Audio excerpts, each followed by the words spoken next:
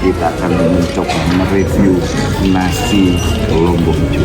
Oke, nasi lombok hijau, coba rasanya gimana. Rasanya enak sekali, ada santannya, ada potongan cabai hijaunya juga besar-besar, sedikit pedas, tapi enak rasanya. Oke, selanjutnya kita akan mencoba soto seger khas Kirana. Sebelum kita coba, kita cek dulu jeruk nipisnya dulu biar tambah seger. Potongan ayamnya besar-besar di sini. Kita coba rasanya dulu.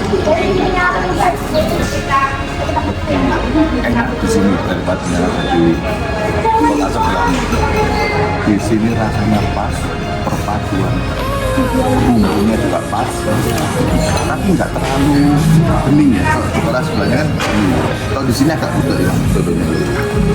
Nah, jadinya berbumbu di sini, tapi nggak ngendal, di lidah nggak ngendal, jadinya enak.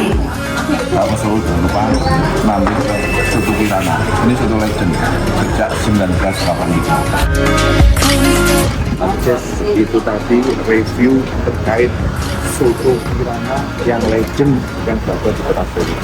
Oke, sampai ketemu di video yang selanjutnya.